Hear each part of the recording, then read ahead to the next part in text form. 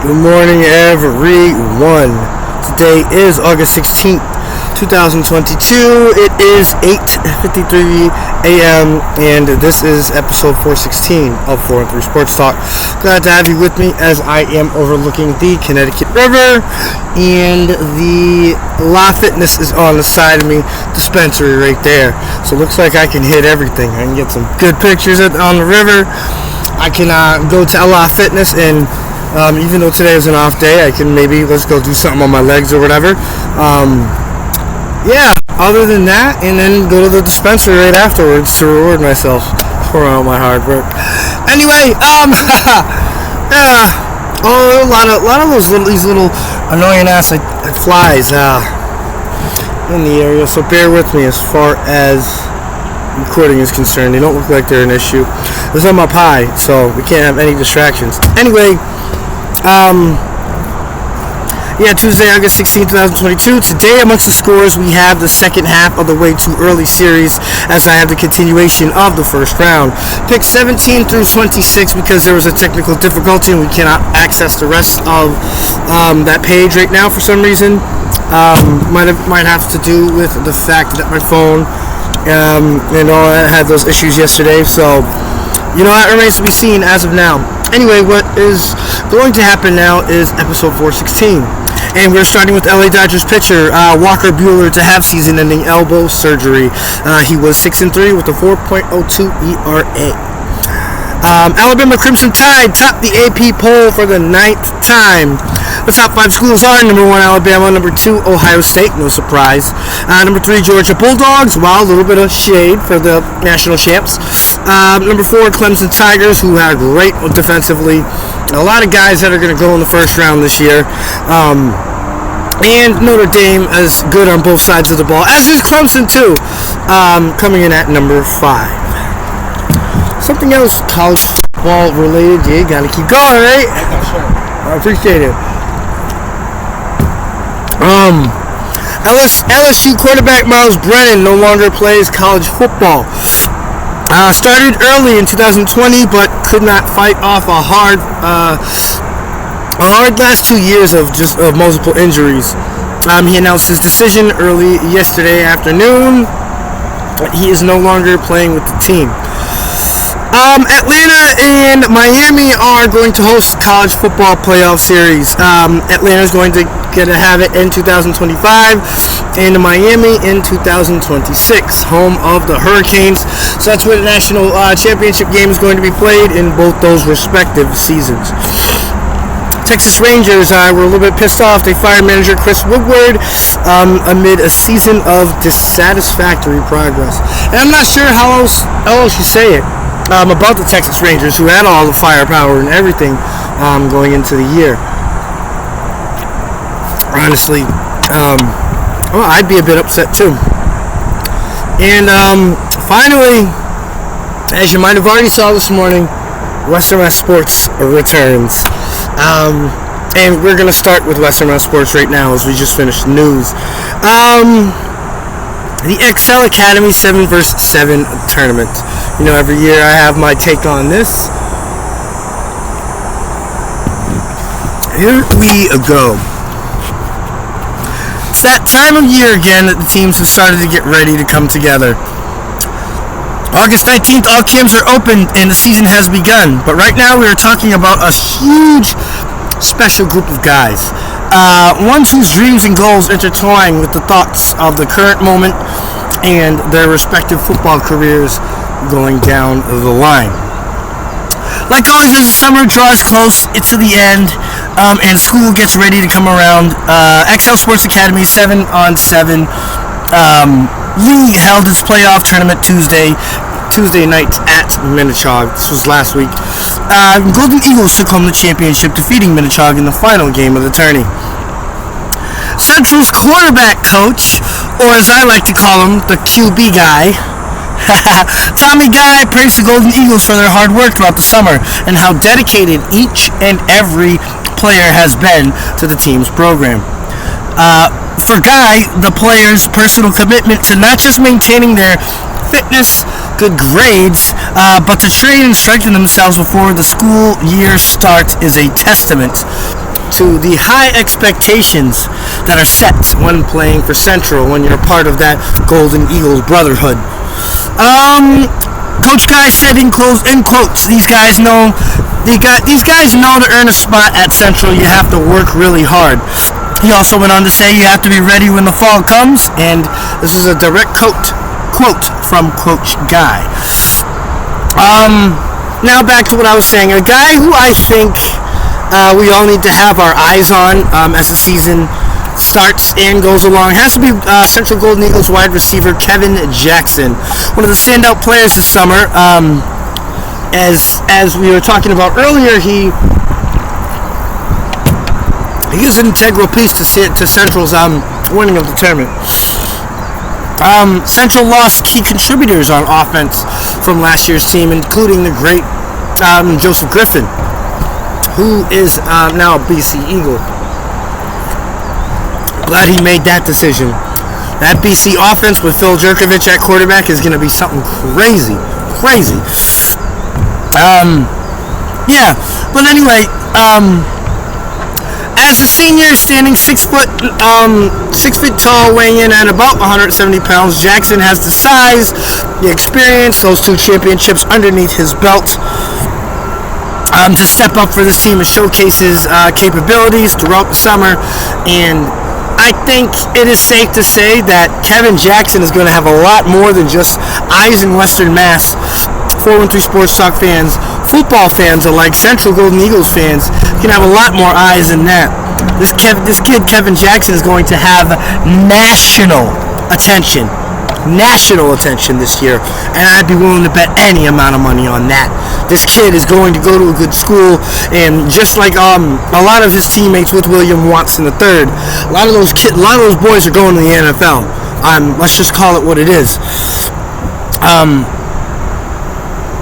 Showcase. I predict that he and William Watson III are going to be the top quarterback wide receiver duo in Western Massachusetts this year. Kevin Jackson went on to say, I've really worked hard on finding open holes and realizing that every route does not have to be full speed. Thank you! Oh my God, somebody gets it! He also went on to say, if I'm selling a goal, if I'm selling a go, like a go route full, that's full speed route. But like if I'm running an out or something inside, I don't have to use every single gear. So he's also worked on selling routes too, And honestly, Kevin Jackson in his highest gear, a lot of us can't even get on a track and smell, let alone try to race him, let alone try to cover him. And that's like most of this entire city. Most of the people who are going to watch this, most everybody. He's got the Rockets. He is in perfect condition to have a great year and to put, put himself in position to play with one of the top schools in the country going forward with his football career. Also, some notables, Minnetonka and Westfield Bombers showed out as well. Despite the loss to Central, Minnetonka Falcons performed well throughout the summer, and their appearance in the finals was representative of their efforts. One of the members of the Falcons who shined bright was Western Mass star on and off the field, one of my favorite players in our region, Isaiah Kazoob, a senior who plays running back and corner.